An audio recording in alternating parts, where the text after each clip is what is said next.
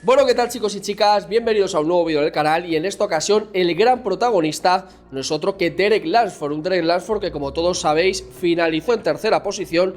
Pudo haber sido incluso peor, porque para mucha gente Martin Fitzwater debería haber quedado incluso por encima suya, y como todos sabéis tiene ahí un debate, una pelotera mental sobre qué es lo que debe o no debe de hacer después de haber tenido este pequeño batacazo en el Mr. Olympia. Antes de irnos directos a recordar la actualidad de Derek Lunsford, recordaros que tenéis el código de descuento de California del 10%, pero en este caso nuestros amigos de California han decidido implementarle un 11%, con lo cual tenemos un 21% de descuento en toda la web. Y además os hago saber ya que durante todo este mes de noviembre lo que recaudemos con el código Iron Road en California será donado a las asociaciones centradas en la Dana. Entonces, para que lo sepáis, que todo ese dinero generado por el código irá para los damnificados por esa Dana en Valencia. Así que ya sabéis, chicos, reventar el código.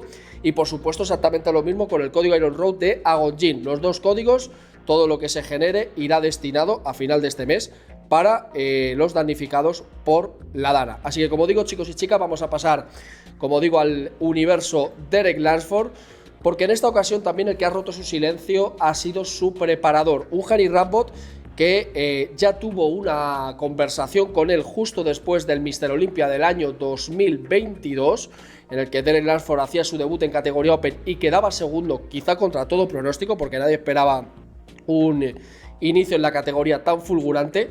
Y en este caso vamos a recordar lo que ocurrió hace 2 años, prácticamente en torno a estos meses, quizás incluso más, diciembre, enero, lo que ocurrió con Derek Lunsford, en este caso también su preparador Hani Rambod, y la decisión que tomaron de no participar en el Arnold del año 2023. Vamos a escucharlo porque es muy interesante, sobre todo para que veáis que el cuento ha cambiado por completo y que esa cuarta plaza actual del Mr. Olympia es la que ha dinamitado todo este cambio, todo este giro de guión. Vamos a escucharlo. I think mostly leaning towards doing that. Yes. And it was one of those things where there was times in the whole time between the two, the decision-making process, that Derek and I were talking. And it's funny because, you know, the money situation came up back when it was even 200 grand. And then they raised the prize money to 300 grand. And it makes it more lucrative. But I think very similar to CBUM, it's not always about the money. And it's really hard. But it's something that I want you to say and how you felt. Because I know what you've told me, but how did you come to this? Well, now that after 2022, I'm a married man, I feel that this is a decision that I don't need to just make on my own. I think this is a decision that I should make with my wife, because it is a lot of money. As a professional in the sport, someone that loves bodybuilding, Arnold Classic is a prestigious title. So both those things were making me, want to do the Arnold. Coming off the Olympia, I was, to say the least, on cloud 9. I was very excited for what, had just happened, to where it did. Initially, I wanted to push into the Arnold, but after the days were rolling by, I kept thinking to myself, I kept going back and forth. And I had my wife's full support either way I wanted to go. Her main thing was, I want you to be healthy. That has always been her number one thing. I want you to be healthy. If you are pushing into the Arnold and you're doing it unhealthy, I don't want you to do it. I said, okay. And I agree. I'm the same way. Health is super important. So I got to thinking, I was like on the fence, that's Arnold Classic title. It's a lot of money. It's only a couple months. Then I got to thinking, like, what's our ultimate goal here? Well, the ultimate goal is to be Mr. Olympia and to build my absolute best physique. And if I do the Arnold Classic, sure, maybe we could push into it, and I think we would have a really good shot at taking home that title and the $300,000. But I want to make significant improvements. like you said, we don't know if we're going to make the same amount of improvements from last year to this year, from 212 to open. But you better believe I'm going to give absolutely every bit of effort to make leaps and bounds of improvement this year. And so my goal is just to keep, stay in my lane, keep focusing each day at getting better and improving this physique. And I know where I need to get better. And I know giving myself 2 more months or 2.5 months of being healthy and having a little bit longer of an off season is going to give me, a better shot at coming away with that Mr. Olympia title. And that's ultimately what I want. And I want to just continue to build my best physique. And so I still see this as just the beginning of what's to come. And I'm just as fired up to go into an off season and improve as I would be to go into the Arnold Classic and fight for that Arnold title. So now that we've made the decision to just focus on the Olympia, make improvements, be healthy, I'm excited. And I'm going to let these guys, battle it out. Esta decisión, ahí tenéis lo que opinaba Derek Lansford, esta decisión fue duramente criticada dentro del mundo del culturismo y lo recuerdo perfectamente porque de hecho fue cuando más o menos arrancaba el canal.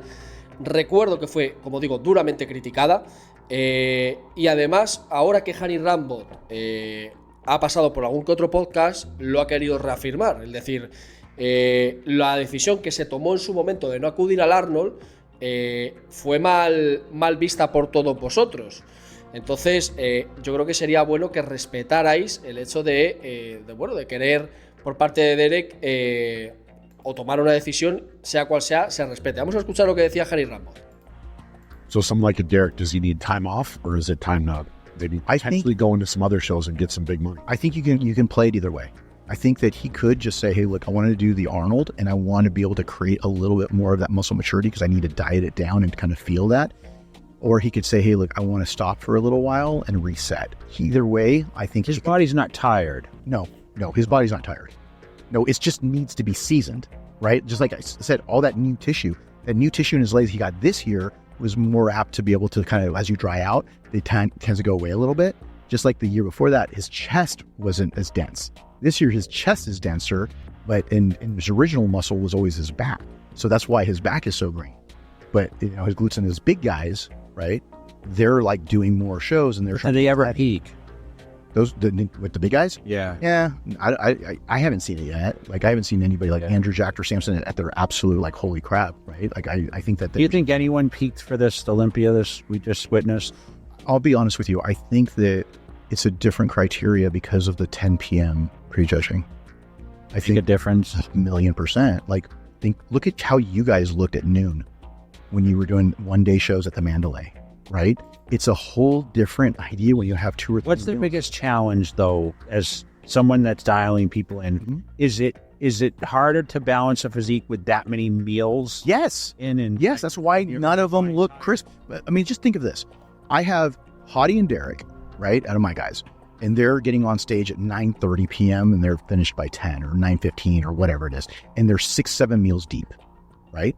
How is that going to look conditioning-wise versus Chris Bumstead after 2 meals in the morning and he's going at 9:30 a.m. He's getting on stage. And look at all of the guys in Classic and why are they ripped out of their minds? Because they're pre-judging. But if you put them at night, they ain't going to look like that. Then why why are the 212 guys look so good? They're at noon on Friday and Saturday during the day. No, at Friday night. Yeah, Friday night though they looked. They looked good on Friday night. Yeah, they looked even better at prejudge. That's right. If you look at the example. Pues ahí teníamos a Hany Rambod, como digo, sacando un poco la cara por la decisión de Derek y sobre todo, que era un poco a lo que yo quería ir, mostrando la posibilidad, en este caso, de que Derek pueda hacer cualquiera de las dos cosas, aunque él se inclina, y lo hemos visto, porque los grandotes, como él mismo afirma, deberían hacer algún que otro show más, sobre todo para ir consiguiendo aquello que le falta a Derek, porque a Derek lo que le falta es mejorar en la presentación de lo que es la puesta a punto y equilibrar zonas, conseguir madurez muscular, y muchas veces ese tipo de cosas se consiguen bastante más haciendo algún que otro show entre medias que no, por ejemplo, haciéndolo de Olimpia en Olimpia, ¿no? Entonces la recomendación de Hany Rambod queda bastante clara y vamos a escuchar, cuando se le pregunta qué es lo que necesita Derek, además lo tiene muy claro, vamos a escuchar lo que tiene para decir Hany Rambod. What do you think of Derek's look? I think Derek looked good, but I think that Derek needs to create a proportionality, and I think that his body and upper body need to jive up more. And I think that he's done a good job putting some size on, but it was almost like remember 2 years ago when it was like his chest flat? Yeah. This year his chest is bigger and all of that, but it also makes his legs look a little bit more flat, especially from the front, but from the side it looks really good. But he needs to get more of that more bulbous forward quad. Is that maturity, Honey? 100%. He's still a young guy. Yeah. You got to remember, he was 212. 4 years ago, he was placing 12th in 212. Right? You'll never forget. I had Derek in the 212, and Honey was sitting like 2 seats over. When Derek walked out, I just looked at him and I saw that grin. Well, he was shredded, right? I mean, you look at what he's been able to do in such a short period of time. He went from 212, winning that. The very next year, he's second. Then the next year after that, he wins the Mr. Olympia. And then now the pressure, right? I mean, the guy opens up a gym. He's got, the world at his fingertips. He's got a baby. He's got a beautiful wife. Shout out to her, because Jelson, I'll tell you this right now. Like, if you do not have a good woman in your life, and I've preached about this on my podcast, right? If you don't have a good woman in your life, you might as well have nothing. Because if you don't have that backup, that person to really have your back when the pressure's on, you will not be able to perform. Pues ahí teníamos esa opinión de Henry Rambod, un Henry Rambod que anima en este caso a Derek a competir, o aunque entendería cualquier tipo de decisión que se tomara, pero que sí que es cierto, y esto ya lo opiné por ejemplo cuando conectamos con Sila, que por muy buen preparador que sea Henry Rambod, muy mago que sea, evidentemente necesita, para controlar y para tener más experiencia a través del cuerpo de Derek y del conocimiento que el cuerpo le da, hacer más puestas a punto de lo que supone al menos hacer una al año. O sea, al final lo estamos dejando todo para una carta, ¿no? Entonces el hecho, yo creo, de que vaya poco a poco haciendo algún que otro show, viendo que además sus rivales lo hacen, porque Hadi este año ha hecho los 2 Arnold y el Mr. Olympia.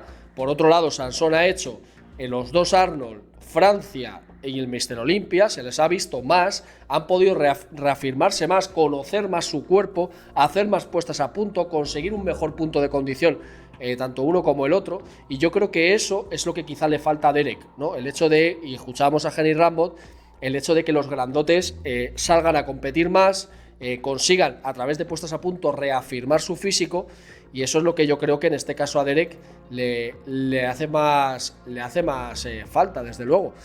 Yo no sé cómo veis vosotros la película. De momento, Derek es el que tiene que tomar una decisión, obviamente. De momento está disfrutando de un off-season, desde luego, eso está más que claro. Queda todavía tiempo para ver si quiere afrontar la idea del Arnold. Este año son $600,000, es el doble de lo que se ganó el año pasado el ganador, en este caso Hadi Choopan. Con lo cual veremos porque, insisto, la cuantía es importante, el hecho de volver a reivindicar un título en Open es importante, el hecho también, y esto que no se nos olvide, de ir amasando puestas a punto, ir activando el cuerpo, poniéndolo al máximo, puestas a punto tras puestas a punto, puede ser importante, aunque también corre el riesgo de que luego llegue o pueda llegar al Mr. Olympia el cuerpo un poco cansado, pero yo creo que da tiempo de sobra hacer el Arnold en marzo y descansar hasta el mes de octubre. Creo que da tiempo de sobra, y más en un Open. Así que yo no sé todo esto cómo lo veis, chicos y chicas, pero desde luego ahí está la recomendación de Henry Rambod, la recomendación que le da en este caso a Derek, de salir, de competir, de ir poco a poco experimentando cada vez más con su físico, que ese físico vaya alcanzando esa madurez. Pero por otro lado, al final es el atleta el que decide si sale a competir o no. Ahora para mí llega el tiempo que más me gusta, el momento en el que vosotros sois los grandes protagonistas del vídeo. Me dejáis en la caja de comentarios, siempre con respeto, qué es lo que opináis de la estrategia de Derek, si creéis que debería hacer caso a Henry Rambod, si creéis que por otro lado sería bueno que descansara y trabajara en mejoras de cara al Mr. Olympia. Todo ello me lo dejáis en la caja de comentarios. Suscribíos al canal, dadle un fuerte like. Ojito, porque hoy a las 11 de la noche tendremos programa de Iron Road, donde estaremos analizando durante una media hora, 40 minutos, todo lo ocurrido en el mundo del culturismo, y el resto se lo dedicaremos a la tragedia de Valencia. Por supuesto, donaremos todo lo que recaudemos de este directo del lunes. Tendremos protagonistas especiales desde Valencia que nos contarán su experiencia, su dramática experiencia, obviamente. Y como siempre digo, chicos y chicas, siempre a más.